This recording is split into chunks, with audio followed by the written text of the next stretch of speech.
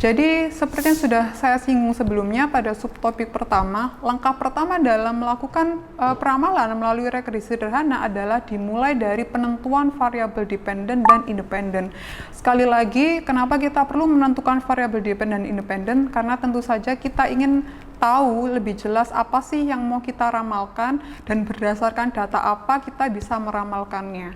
Nah, setelah kita mencari tahu dan menentukan apa variabel dependen maupun independennya, selanjutnya kita akan mencari tahu pengaruh dari variabel independen terhadap dependennya.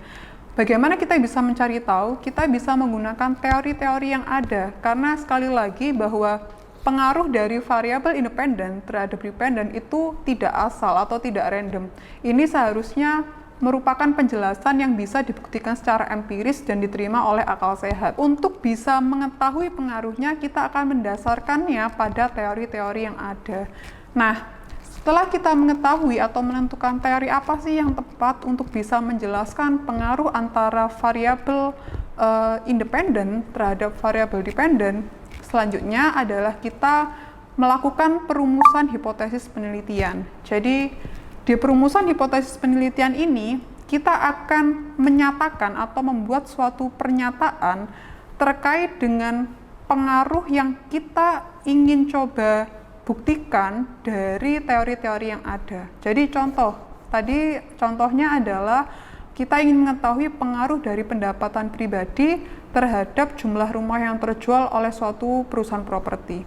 Nah, berarti misalnya kita ingin memberikan pernyataan bahwa semakin tinggi pendapatan pribadi seseorang, maka semakin tinggi juga tingkat penjualan rumah oleh perusahaan properti.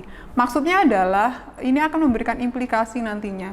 Kalau misalnya seorang memiliki pendapatan yang lebih tinggi, maka kemampuannya untuk bisa membeli suatu aset itu juga jadi semakin tinggi.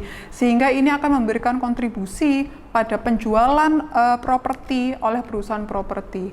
Nah, di sana berarti kita bisa membuat pernyataan bahwa pada hipotesis penelitian yang kita inginkan, yaitu pendapatan pribadi berpengaruh positif terhadap rumah yang terjual oleh perusahaan properti.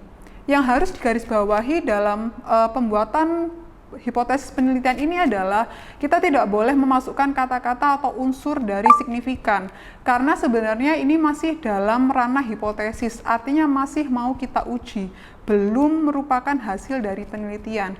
Jadi hindari kata-kata positif signifikan atau negatif signifikan. Hindari kata-kata signifikan pada pembentukan hipotesis penelitian. Nah, setelah kita melakukan hipotesis penelitian, selanjutnya kita membentuk yang namanya model regresi, di mana model regresi ini akan mengikuti dari hipotesis penelitian kita. Setelah melakukan model regresi, kita akan melanjutkannya pada hipotesis statistik, di mana hipotesis statistik ini akan mentransformasikan hipotesis penelitian ke dalam simbol-simbol, yaitu yang merepresentasikan hipotesis penelitian yang ada. Jadi sekali lagi, seperti yang sudah saya singgung di topik sebelumnya, di hipotesis statistik kita akan mengenalnya ada yang namanya H0 dan juga H1. Jadi nantinya kita akan mencari tahu H0 apa yang kita tentukan, kemudian H1-nya apa yang kita tentukan. Langkah selanjutnya pada metode regresi sederhana itu adalah melakukan pengujian asumsi klasik, di mana pengujian asumsi klasik ini akan terdiri dari beberapa pengujian. Yang pertama adalah uji normalitas, yang kedua adalah uji multikolinearitas, yang ketiga adalah uji autokorelasi, dan yang keempat adalah uji heteroskedastisitas, di mana pengujian-pengujian ini nantinya akan memberikan pemahaman apakah suatu model regresi ini sudah fit atau sudah cocokkah dengan data yang ada, sehingga dapat kita tarik kesimpulan ketika uji asumsi klasik ini mengalami kendala atau terlanggar, maka sebenarnya model regresi ini belum fit, sehingga tidak bisa kita lanjutkan ke dalam proses selanjutnya. Seorang peramal harus bisa memastikan bahwa uji asumsi klasik ini sudah fit, baru bisa melanjutkan ke tahap yang terakhir, yaitu uji hipotesis. Nah, nantinya di uji hipotesis, ketika suatu model itu sudah dinyatakan fit lewat uji asumsi klasik, kita akan melakukan pengujian atau estimasi apakah H0, H1-nya ditolak ataukah diterima. Yang nantinya dari pengujian hipotesis tersebut, kita akan bisa menarik kesimpulan dan juga memprediksikan suatu data di masa depan. Baik, sekian dari pembahasan atas regresi sederhana kali ini. Kita sudah belajar terkait dengan apa itu regresi sederhana dan bagaimana langkah-langkah dalam melakukan regresi sederhana.